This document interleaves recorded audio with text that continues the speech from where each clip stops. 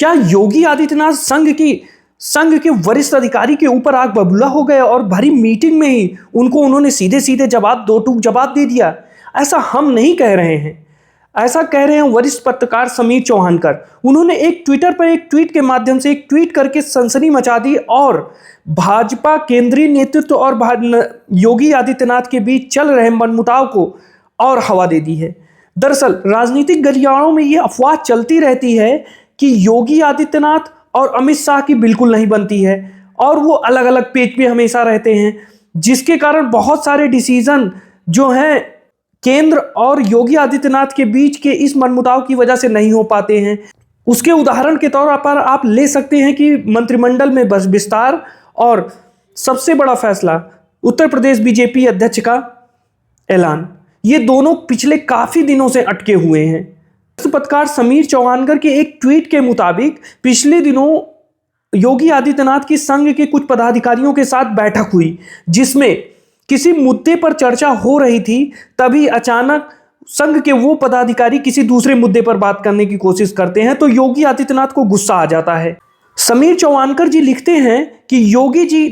दो टूक कह देते हैं कि जिस मुद्दे पर चर्चा हो रही है सिर्फ उस पर बात की जानी चाहिए। समीर चौहानकर जी लिखते हैं कि जो वरिष्ठ नेता थे उनको इस बात की उम्मीद नहीं थी कि योगी आदित्यनाथ इस तरह का उनको जवाब दे देंगे, तो वो खुद बैकफुट पे आ गए और उन्होंने मामले की गंभीरता को समझते हुए और योगी आदित्यनाथ के गुस्से को समझते हुए बात को सही करने की कोशिश की। समीर जी लिखते हैं कि योगी आदित्यनाथ के इस जवाब से वो पदाधिकारी थोड़ा अपने आप को असहज महसूस करते हैं और खुद को संतुलित करने की कोशिश करते हैं।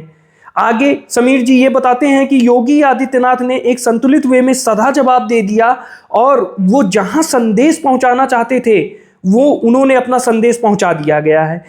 इस बात के माध्यम से ये किसकी ओर इशारा कर रहे हैं कि योगी आदित्यनाथ कहां अपनी बात पहुंचाना चाहते हैं और योगी आदित्यनाथ का कहां निशाना था, इसको तो बच्चा बच्चा समझ सकता है कि उन्होंने केंद्रीय नेतृत्व को कुछ मैसेज दिया है। और समीर जी आगे बताते हैं कि इस बात का असर आगे आने वाले दिनों में दिखाई देगा जिस तरह का जवाब योगी आदित्यनाथ ने दिया था। तो क्या योगी आदित्यनाथ ने कोई ऐसी तल्ख टिप्पणी कर दी है जिसकी वजह से आगे केंद्र और राज्य सरकार के बीच में खाई बढ़ती जाएगी? कुछ लोग तो कहते हैं कि ये मीडिया का बनाया हुआ शिगुफा है कि योगी आदित्यनाथ और अमित शाह में नहीं बनती है, क्योंकि अमित शाह केंद्र में इतने मजबूत हैं कि वो जब चाहें योगी आदित्यनाथ जी को हटा सकते हैं। लेकिन योगी आदित्यनाथ की लोकप्रियता